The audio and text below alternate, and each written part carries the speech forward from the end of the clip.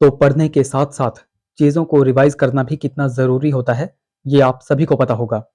क्योंकि रिवीजन ही एकमात्र ऐसा हथियार है, जो आपको आपकी सिलेक्शन तक जो है तो लेके जाएगा। So hello and welcome back to my YouTube channel, hope you are all doing well. तो आज हम यहाँ पर कुछ एक क्वेश्चंस को रिवाइज़ करेंगे। ये क्वेश्चंस देखो आपके प्रीवियस हमीरपुर बोर्ड में पूछे जा चुके हैं, तो संभावना है कि आपके आने वाले एग्ज़ाम्स में यह क्वेश्चंस बन सकते हैं। बेसिकली जो हमारा हिमाचल प्रदेश राज्य चयन आयोग होगा, तो वहाँ पर ये क्वेश्चन जो है तो बन सकते हैं, तो ये आपको ध्यान में रखने हैं। अब रिवाइज़ से क्या मतलब है, मैं यहाँ पर सिंपल जो है तो क्वेश्चन पढ़ूँगा और आंसर आपको यहाँ पर बता दूँगा। बट कुछ एक क्वेश्चंस डिटेल में डिस्कस करने लायक होंगे, तो उनको हम यहाँ पर डिटेल में भी डिस्कस यहाँ पर करेंगे। बाकी अगर आप हमारी पुरानी वीडियोस को भी देखना चाहते हो, तो आप हमारी रिवाइज़ प्लेलिस्ट में भी जा सकते हैं। वहाँ पर आप जो है तो पुराने क्वेश्चंस को भी यहाँ पर रिवाइज़ कर सकते हैं। तो चलिए फिर वीडियो को शुरू करते हैं क्वेश्चन नंबर 146 के साथ। Who had founded Trigarta princely state?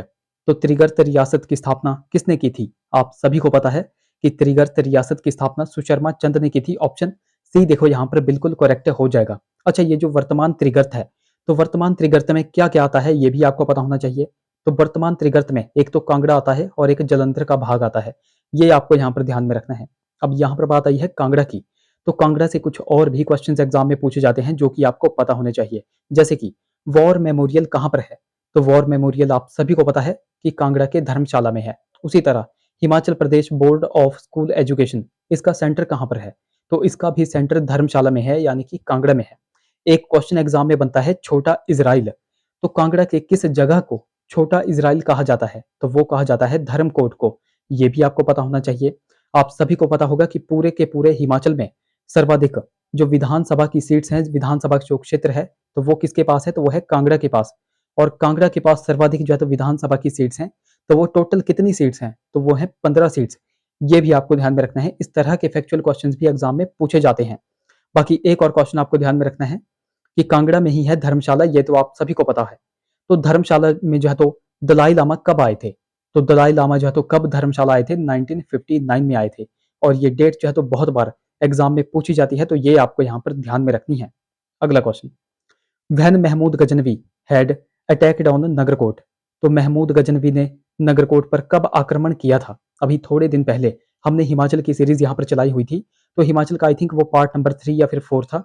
तो वहीं पर मैंने आपको यहाँ पर इस क्वेश्चन से संबंधित बहुत से की पॉइंट्स यहाँ पर बताए हुए थे। जितने भी की पॉइंट्स यहाँ पर बनते थे वो सारे के सारे मैंने आपको बताए थे। आज भी मैं आपको यहाँ पर सारे के सारे की पॉइंट्स बताऊंगा। तो सबसे पहले देखो बात करते हैं मोहम्मद गजनवी की।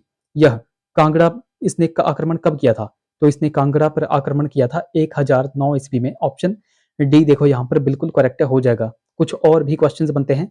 एक तो देखो इसी से बनता है ये जो महमूद गजनवी है, एक तो इसी से बनता है। दूसरा क्वेश्चन बनता है मोहम्मद बिन तुगलक से। तीसरा क्वेश्चन बनता है फिरोज शाह तुगलक से। और चौथा क्वेश्चन बनता है तैमूर लंग से। इनसे संबंधित बहुत से एग्जाम्स में क्वेश्चन बनते हैं। जैसे कि अभी आपसे यहाँ पर पूछा गया था कि महमूद गजनवी ने नगरकोट पर आक्रमण कब किया था? तो इसने किया था 1009 ईस्वी में। उसी तरह मोहम्मद बिन तुगलक ने कांगड़ा पर कब आक्रमण किया था? तो इसने किया था 1337 में। उसी तरह फिरोज शाह तुगलक ने कांगड़ा पर कब आक्रमण किया था? तो इसने किया था 1365 में। और तैमूर लंग जो है तो कांगड़ा पर आक्रमण नहीं कर पाया था। इसने जो है तो शिवालिक पहाड़ियां ही यहाँ पर लूटी थी। बट कई बार आपसे इस तरह के भी क्वेश्चंस घुमा करके पूछे जाते हैं कि तैमूर लंग ने शिवालिक पहाड़ियों पर या फिर कांगड़ा पर आक्रमण कब किया था? तो इसने किया था 1398 में। ये डेट्स बहुत बार एग्जाम्स में बनती हैं, ये आपको यहाँ पर ध्यान में रखनी है। और हाँ, एक और की पॉइंट यहाँ पे बनते हैं। जैसे ये जो महमूद गजनवी हो गया, उसके बाद मोहम्मद बिन तुगलक, फिरोज शाह तुगलक और तैमूर लंग, जब जब इन्होंने कांगड़ा पर आक्रमण किया, तो उस समय कांगड़ा का राजा कौन था? तो देखो जब भी बात आएगी महमूद गजनवी की, इसने 1009 में जो है तो कांगड़ा पर आक्रमण किया। उस समय कांगड़ा का राजा कौन था? तो वो था जगदीश चंद।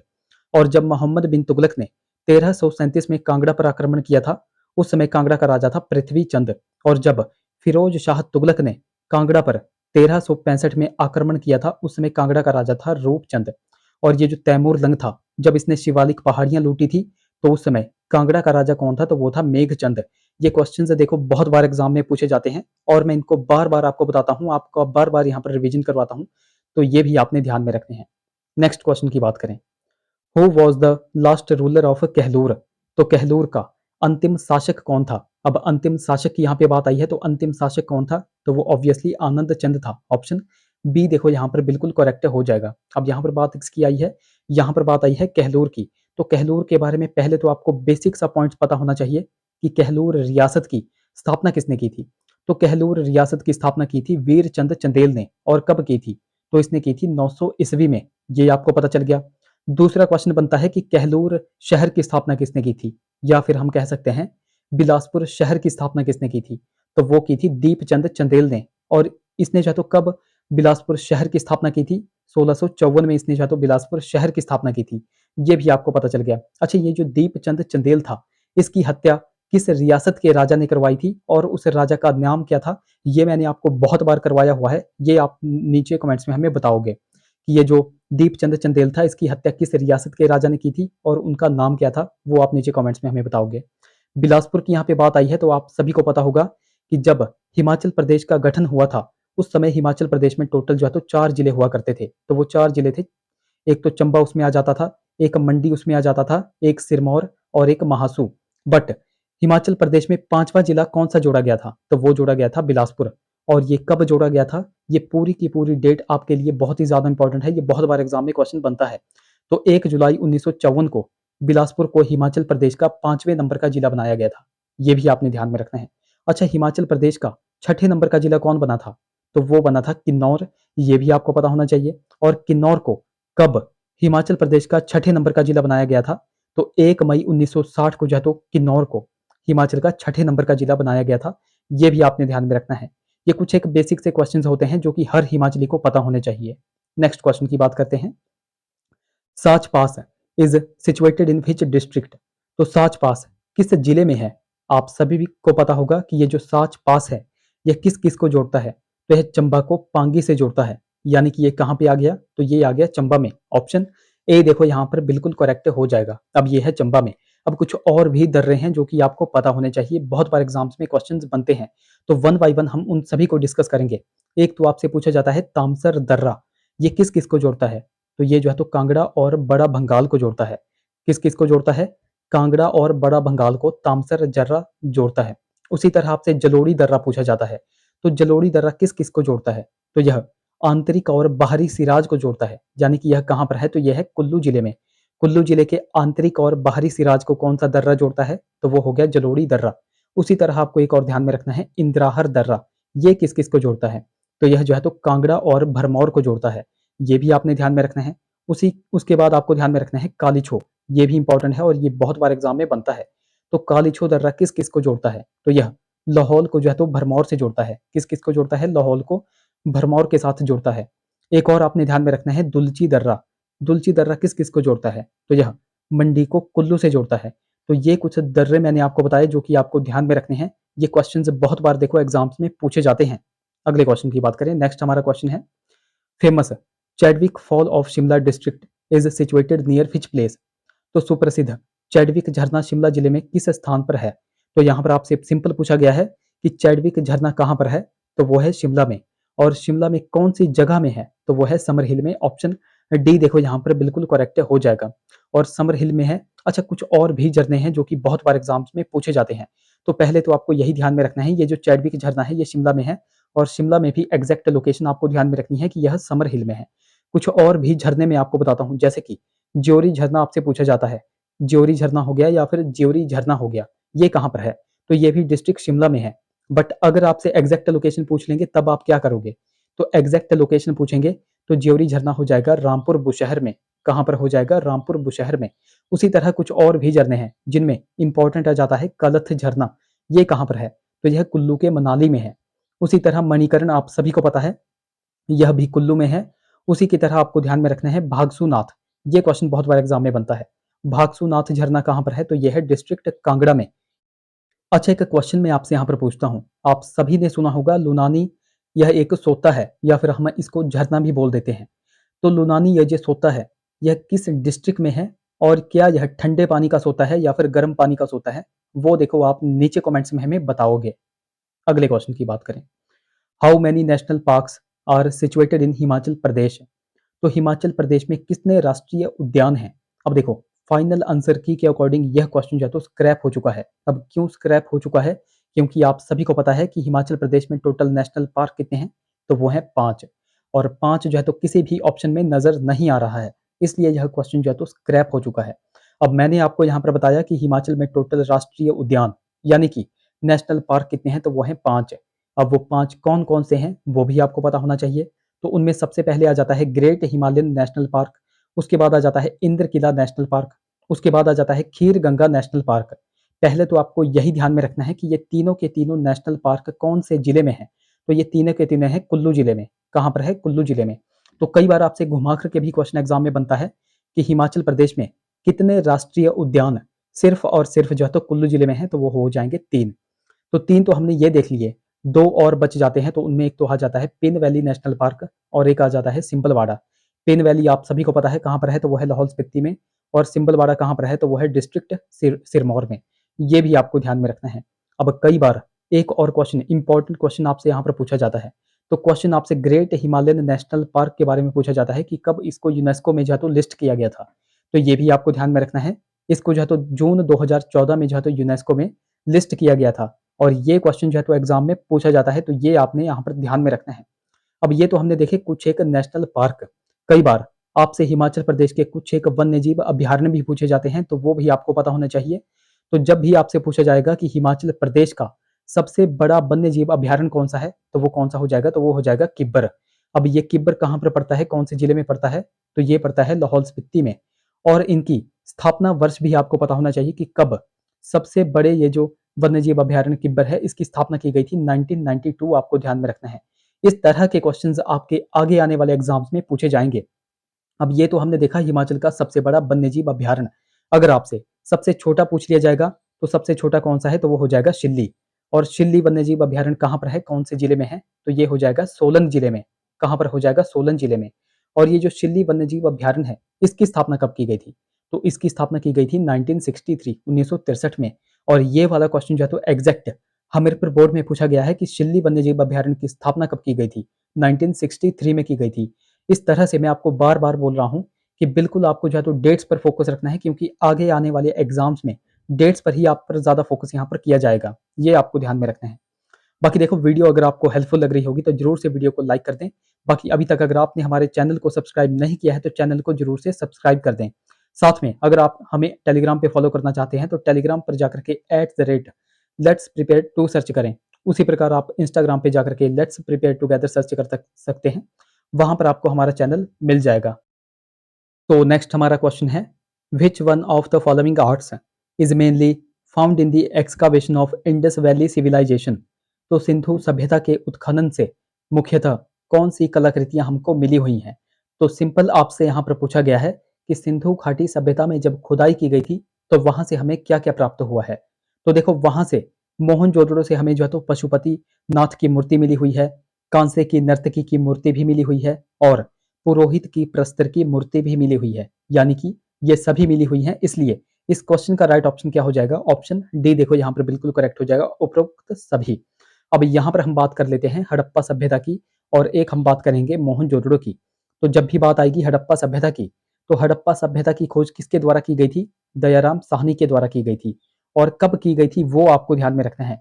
तो 1921 में दयाराम साहनी के द्वारा हड़प्पा सभ्यता की खोज की गई थी।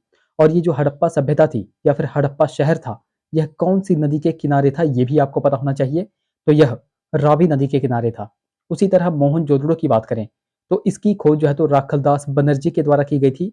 और कब की गई थी, 1922 में की गई थी। और ये जो मोहनजोदड़ो है, यह कौन सी नदी के किनारे स्थित है, तो यह सिंधु नदी के किनारे स्थित है। ये आपको यहाँ पर ध्यान में रखना है। तो ये कुछ बेसिक से पॉइंट्स होते हैं जो कि आपको बार बार इनको रिवाइज करना होता है।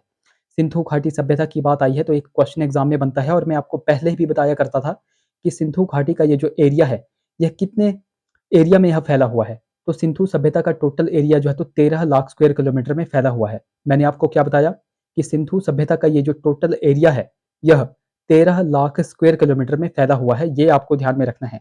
एक और क्वेश्चन एग्जाम में बनता है कि किन्होंने मोहनजोदड़ो और हड़प्पा को जुड़वा राजधानी कहा था। तो ये नाम भी आपने ध्यान में रखना है। तो पिग्गट ने जो है तो मोहनजोदड़ो और हड़प्पा को जुड़वा राजधानी कहा था।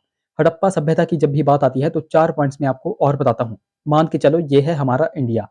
तो इंडिया में जो है तो आपसे यहाँ पर पूछा जाता है कि मोहनजोदड़ो या फिर सिंधु घाटी सभ्यता का सबसे उत्तरी स्थल आपसे पूछा जाता है, सबसे पूर्वी स्थल, सबसे दक्षिणी स्थल और सबसे पश्चिमी स्थल। तो जब भी बात आएगी सबसे उत्तरी स्थल की, तो वो कौन है? तो वो है मांदा, जो कि कहाँ पर पड़ता है? जम्मू कश्मीर में पड़ता है और चिनाब नदी के किनारे पड़ता है। सबसे पूर्वी स्थल कौन सा है? तो वो है आलमगीरपुर, जो कि उत्तर प्रदेश में पड़ता है और हिंडन नदी के किनारे पड़ता है। सबसे दक्षिणी स्थल कौन सा है? तो वो है दाइमाबाद, जो कि महाराष्ट्र में पड़ता है और यह प्रवर या फिर गोदावरी नदी के किनारे पड़ता है। और सबसे पश्चिमी स्थल कौन सा हो जाएगा? तो सबसे पश्चिमी स्थल हो जाएगा सिंधु घाटी सभ्यता का सुतका गैंडोर। क्या हो जाएगा? सुतका गैंडोर। और ये कहाँ पर पड़ता है? तो ये पड़ता है पाकिस्तान के बलूचिस्तान प्रांत में। ये आपको ध्यान में रखना है और ये दास्क नदी के किनारे पड़ता है। अच्छा, यहाँ पर बात आई है बलूचिस्तान प्रांत की। अभी हाल फिलहाल आप सभी को पता होगा, अगर पता नहीं है तो मैं आपको बताता हूँ कि बलूचिस्तान के जो लीडर हैं, उन्होंने थोड़े दिन पहले ही जो है तो कंप्लीट इंडिपेंडेंस डिक्लेयर कर दी थी पाकिस्तान से। और नाम क्या रखा था? नाम रखा था अपने प्रांत या फिर हम कह सकते हैं अपने देश का, रिपब्लिक ऑफ बलूचिस्तान। और इसके लीडर लीडर हैं मीर यार बलोच। ये नाम देखो आगे आने वाली सुर्खियों में बना रहेगा। मीर यार बलोच ये लीडर हैं इनके, ये आपको ध्यान में रखना है। और देखो अब वो क्या कर रहे हैं, अब वो भारत को कह रहे हैं कि हमारा जो है तो न्यू दिल्ली में हमारे लिए एक ऑफिस ओपन करो, तो हमको सपोर्ट करो, ये वो कह रहे हैं। तो मैं आपसे पूछता हूं कि क्या इंडिया को ये स्टेप लेना चाहिए या नहीं? आप देखो नीचे कमेंट्स में मुझे बताओगे। बाकी हम क्वेश्चन को डिस्कस कर रहे थे, तो ये क्वेश्चन के बारे में मैंने आपको सारी की सारी डिटेल यहाँ पर बता दी, पूरे के पूरे पॉइंट्स बता दे, ये आपको यहाँ पर ध्यान में रखना है। नेक्स्ट क्वेश्चन की बात करें तो क्वेश्चन नंबर हमारा 46 है। What was the main feature of the Mauryan art? तो मौर्यकालीन कला की प्रमुख विशेषताएं क्या थी? तो क्या वह काष्ठ का प्रयोग करते थे, पत्थर और ईंट का प्रयोग करते थे, या फिर मिट्टी कला का प्रयोग करते थे? तो इस क्वेश्चन का देखो राइट ऑप्शन, मैं आपको फाइनल आंसर की के अकॉर्डिंग बता रहा हूँ, इस क्वेश्चन का राइट ऑप्शन क्या हो जाएगा? तो वो हो जाएगा ऑप्शन डी, यहाँ पर करेक्ट हो जाएगा। बट देखो कुछ एक जगह में वो जो है तो स्टोन का यूज भी करते थे और लकड़ी का यूज भी करते थे, वो मैं आपको यहाँ पर बता ही देता हूँ। अब होता क्या है कि ये जो मौर्यकालीन सभ्यता थी, यहाँ पर क्या होता था, जो आर्किटेक्चर था, आर्किटेक्चर ज्यादातर जो है तो लकड़ी से ही बना होता था, ये भी आपको ध्यान में रखना है। और यहाँ पर आप सभी को पता होगा कि जो पिलर्स यहाँ पर बनाए जाते थे, जो स्तंभ यहाँ पर बनाए जाते थे, तो वह एकाश्म पत्थर के द्वारा जो है तो बनाए जाते थे, यानी कि स्टोन के द्वारा ही बनाए जाते थे। तो इस हिसाब से मैं आपको बता रहा हूँ कि ऑप्शन ए भी यहाँ पर करेक्ट होना चाहिए था और ऑप्शन बी भी यहाँ पर करेक्ट होना चाहिए था। बट फाइनल आंसर की के अकॉर्डिंग इस क्वेश्चन का राइट ऑप्शन क्या है? तो वो है option D, none of the above. ये आपको यहाँ पर ध्यान में रखना है। तो यहाँ पर हमने देखा कि मौर्यकालीन सभ्यता में क्या क्या होता था। और मौर्यकालीन सभ्यता की जब भी बात आती है, मौर्य काल की जब भी बात आती है, तो इनसे संबंधित बहुत से पॉइंट्स मैं आपको बहुत बार करवाता हूँ और आज भी मैं आपको उनसे संबंधित बहुत से पॉइंट्स बताऊंगा। जैसे कि मौर्य वंश की स्थापना किन के द्वारा की गई थी? तो वह चंद्रगुप्त मौर्य के द्वारा की गई थी। चंद्रगुप्त मौर्य के बाद मगध की राजगद्दी पर कौन बैठा था? तो वो बैठा था बिंदुसार। और बिंदुसार के बाद मगध की राजगद्दी पर कौन बैठा था? तो वो बैठा था अशोक। और मौर्यकालीन मौर्य काल से जो है तो सिर्फ और सिर्फ इन तीनों से ही क्वेश्चंस एग्जाम में पूछे जाते हैं, तो इन तीनों का आपको ध्यान में रखना है। आज मैं आपको यहाँ पर कुछ अन्य फैक्ट यहाँ पर बताऊंगा जो कि आपने ध्यान में रखनी है। जैसे कि मैंने आपसे बात की कि मगध की राजगद्दी पर मौर्य वंश की स्थापना किन्होंने की थी? तो वो की थी चंद्रगुप्त मौर्य ने। तो कई बार आपसे क्वेश्चन एग्जाम में बनता है कि कब ये जो चंद्रगुप्त मौर्य थे यह मगध की राजगद्दी पर बैठे थे? तो ये बैठे थे 322 ईसा पूर्व में, ये आपको पता चल गया।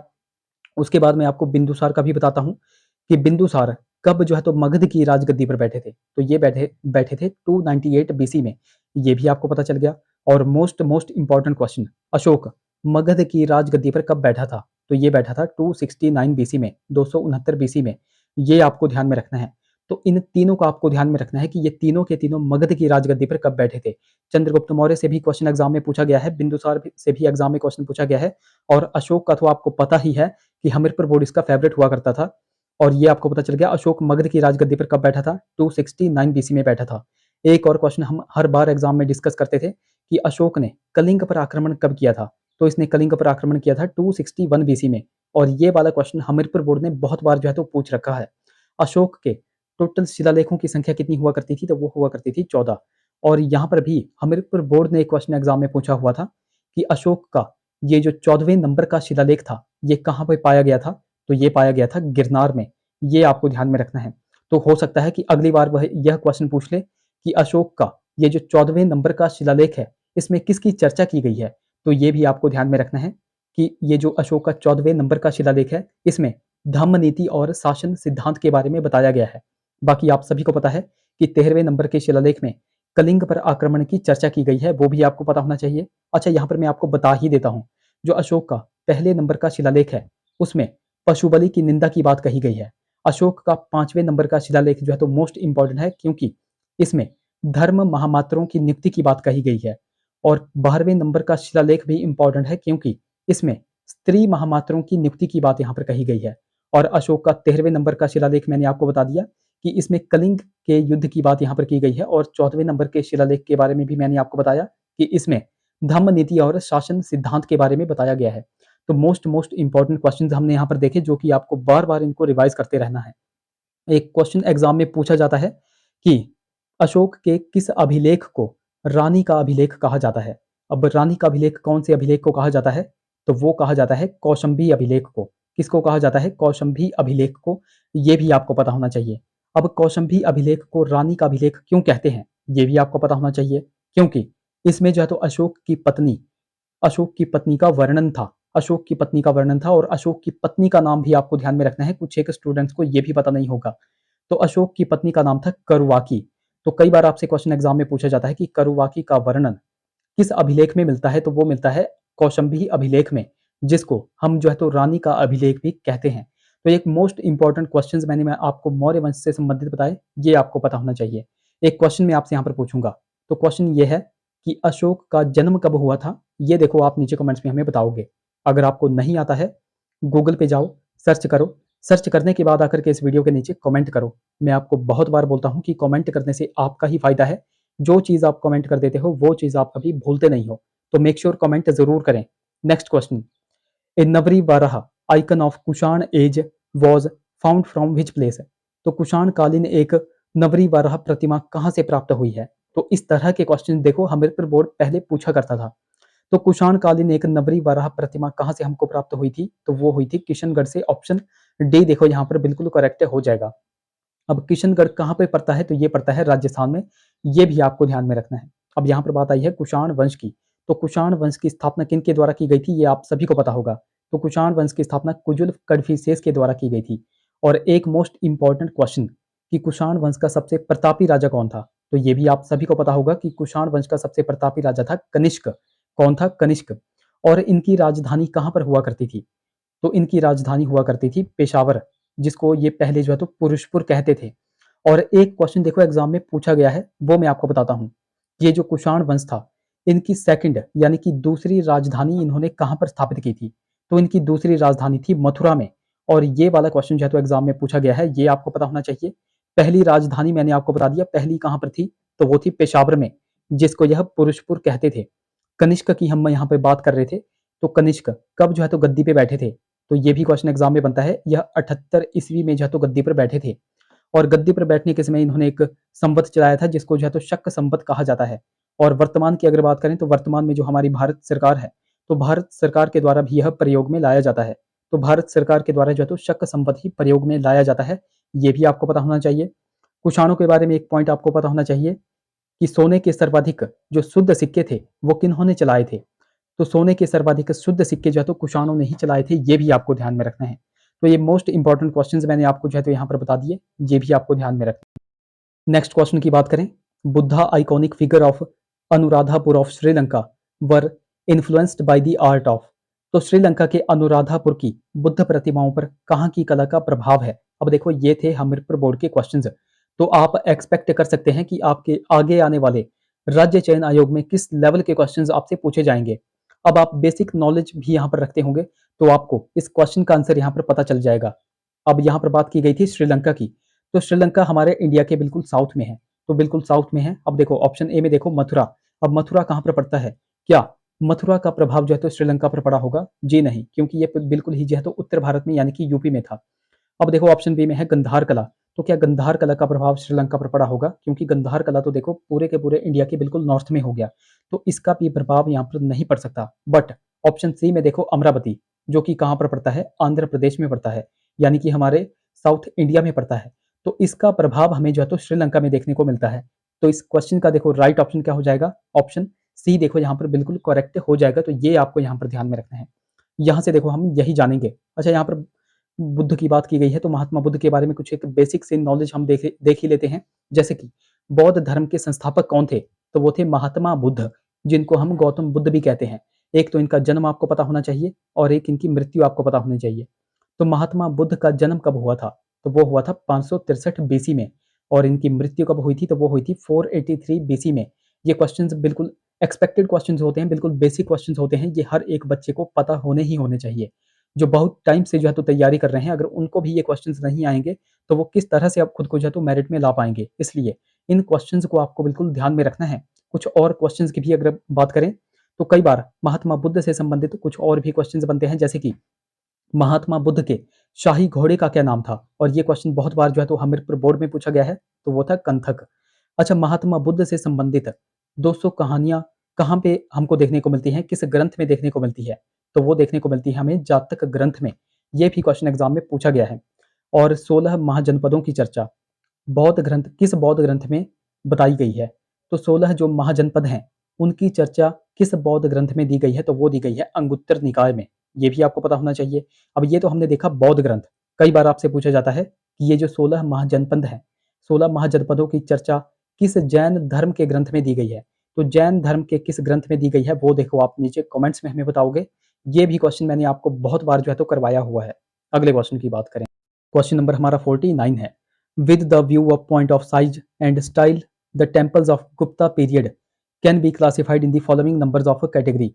तो गुप्तकालीन मंदिरों को आकार और शैली की दृष्टि से कितनी कोटियों में बांटा जा सकता है? तो इनको बांटा जा सकता है तीन तीन कोटियों में। ऑप्शन ए यहाँ पर करेक्ट हो जाएगा, इनको 3 कैटेगरीज में बांटा जा सकता है। अब वो 3 कैटेगरीज कौन कौन सी हैं? तो उसमें एक तो आ जाता है नागर शैली, एक आ जाता है द्रविड़ शैली और एक आ जाता है पंचायतन शैली। तो इन 3 शैलियों में ये जो गुप्तकालीन मंदिर हैं, इनको हम यहाँ पर बांट सकते हैं। अब गुप्त काल की यहाँ पे बात आई है, गुप्त वंश की यहाँ पे बात आई है। तो गुप्त वंश की स्थापना किसने की थी? तो वो की थी श्रीगुप्त ने। अच्छा, गुप्त राजाओं की शासकीय भाषा क्या थी? ये क्वेश्चन बहुत बार एग्जाम में बनता है। तो गुप्त राजाओं की शासकीय भाषा क्या थी? तो वो थी संस्कृत। ये आपको ध्यान में रखना है। अब गुप्त वंश के संबंध में कुछ और भी पॉइंट्स बनते हैं, जैसे कि मंदिर बनाने की कला का जन्म किस वंश में देखने को मिलता है? तो मंदिर मंदिर बनाने की कला का जन्म जो है तो हमें गुप्त वंश के समय ही देखने को मिलता है। और गुप्त वंश से हमें जो है तो एक अभिलेख मिला हुआ है, तो वो मिला हुआ है सती का। तो सती का सर्वप्रथम उल्लेख हमें कहाँ पर देखने को मिलता है? तो वो मिलता है भानुगुप्त के ऐरण अभिलेख से। और भानुगुप्त का ऐरण अभिलेख, इसकी डेट क्या है? तो वो है 510 ईस्वी। और ये क्वेश्चन मैंने आपको थोड़े दिन पहले ही करवाया हुआ था, क्योंकि ये क्वेश्चन जो है तो एग्जाम में पूछा गया था। तो इस तरह से जिस तरह से मैं क्वेश्चंस को यहाँ पर लिंक कर रहा हूँ, उसी तरह से आपको भी क्वेश्चंस को लिंक करके चलना है। बाकी अगर आप रिवाइज प्लेलिस्ट की सीरीज को देखना चाहते हैं, तो अभी आपके सामने स्क्रीन पर जो है तो रिवाइज प्लेलिस्ट का लिंक शो हो रहा होगा। तो यहाँ पर क्लिक करके भी आप उन वीडियोस को देख सकते हैं। तो ये थे हमारे कुछ एक क्वेश्चंस। आई होप वीडियो आपको इन्फॉर्मेटिव लगी होगी। अगर वीडियो अच्छी लगी है तो जरूर से वीडियो को लाइक करें, शेयर करें, चैनल को सब्सक्राइब करें तथा बेल आइकन को प्रेस करना बिल्कुल ही ना भूलें। तो चलिए मिलते हैं अब अगले वीडियो में। Till then take care.